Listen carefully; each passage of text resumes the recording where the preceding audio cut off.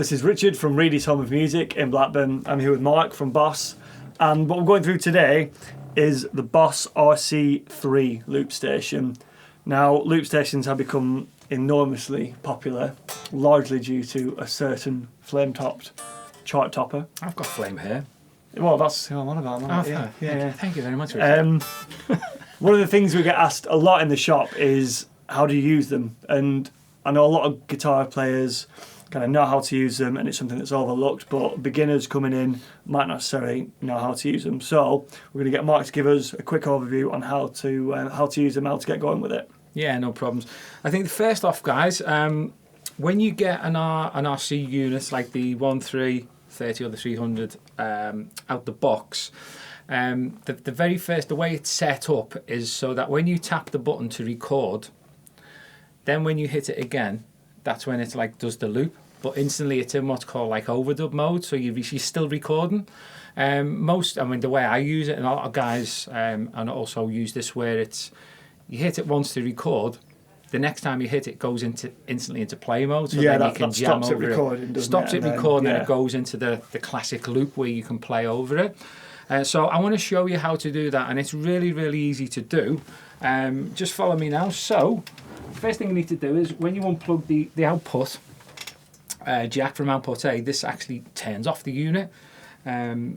What we need to do to go into the edit mode, so to speak, we need to hold the button called tap tempo. So we hold that, and then we input the input jack straight back in, and it comes up with the two letters RD. Now that means, again, this is like when you get out the box, Rich. So it's going to be R stands for record, D means overdub. Okay, so I don't want that. I want it to record and then go straight into play mode when I do my example here. So you've got up and down, which are the memory button. So if I change that to R to P, cool. Now I'm in record, and it changes it into play mode instantly. So what do I do now? Press the right button. Every time I use this unit now, when I switch it on, it's record, it's in play mode. If you want it to be record overdub mode, that's exactly the same procedure to do to get it back. So it does save it for when you unplug it, and you so you don't just keep press doing right. it. Right. So it's tap tempo, insert the jack, powers it up, use the memory button or the up and down arrow, choose whether it's record and play or record and overdub, press right, and you're good to go. That's the first tip I'm going to get you about the RC-3. Great stuff. Thanks for that. Right, let's get an example of using it and seeing how it sounds. Some of the buttons, how you press them, stuff like that. Yeah. Let's have some fun. Okay, so I'm going to create a really basic loop for you now, and show you some of the functionality of what the loop station offers you. The first thing, which I think is always the most important thing, is how to start the loop. And best tip I can give to you on this is if you can tap your foot, you can use a looper.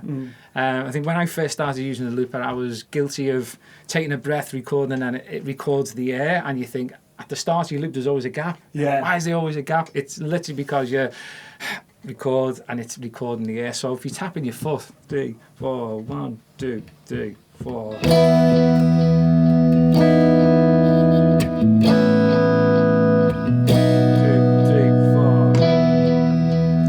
Play mode now.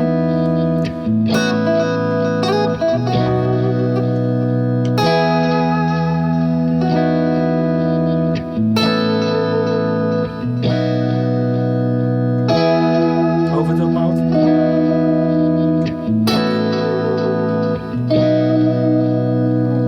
Back in play mode.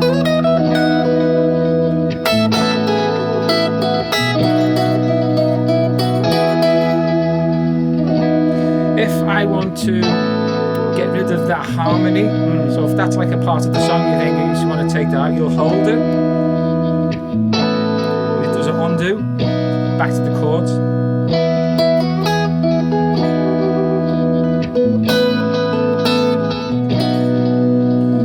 If I want to bring that back in so it's a part of the song, I'll just hold it again 2 seconds.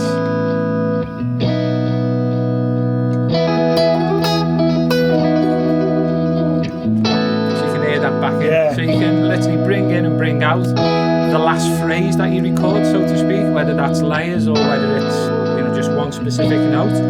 The classic is double tap. Just double tap it and that stops it.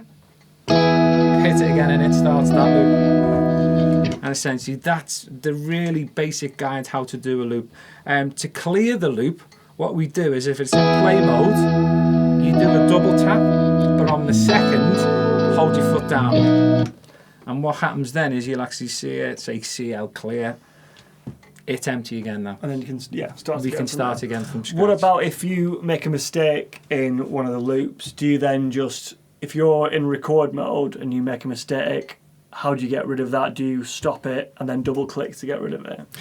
No, what you can undo that. So if Right. if it's your first one, literally, that's the very first example.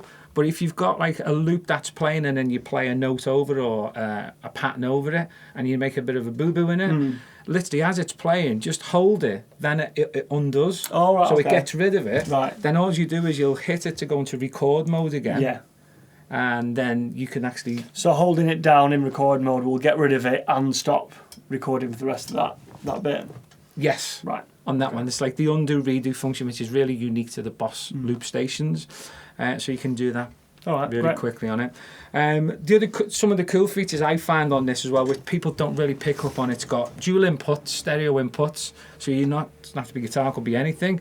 But a little tip for you as well is if you got myself, Richard, both got guitars, we could both plug into this at once and have a little jam and record that. It's got dual outputs on it. It's got stereo outputs, which is cool. It's got an onboard rhythm machine. So it's like, drum tracks. And if you're practicing your scales and your metronomes, there's nothing as powerful as hearing how bad you sound. Trust me, it's happened to me many times. And again, I think there's 99 empty spaces or, preset slots available on it. So you can, if you're going to a gig and you're going to need a lot of loops to play along with, you can save those before going to a gig and then just absolutely get them going. You can save them before because there's 3 hours worth of record time. Oh, right. So you've got ample time to record, whether it's backing tracks, whether it's different loops, whatever you want. It's also got a USB input on it, so you can use this alongside your PC or your Mac. Yeah. As long as you've got like a WAV file at 16-bit 44.1 kilohertz, you can instantly, literally like an external drive, drag that in and save that as one of the loops.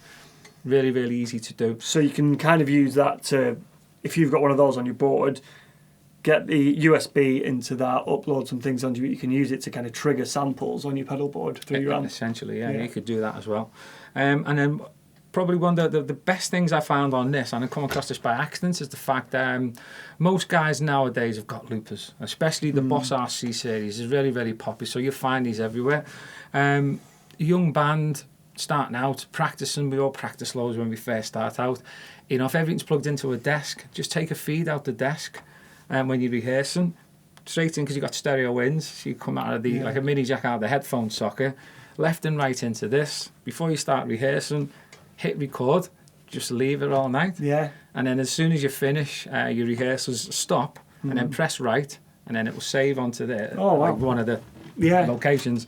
As soon as you get that home, you could then drag that onto your laptop, and you've got a 16-bit, 44.1 kilohertz WAV file of your rehearsal in stereo as well. That is useful. Yeah, really useful. Yeah, so it's not just for guitar players. There's loads of different functionalities that it's useful for as well. Yeah, right. Thank you very much.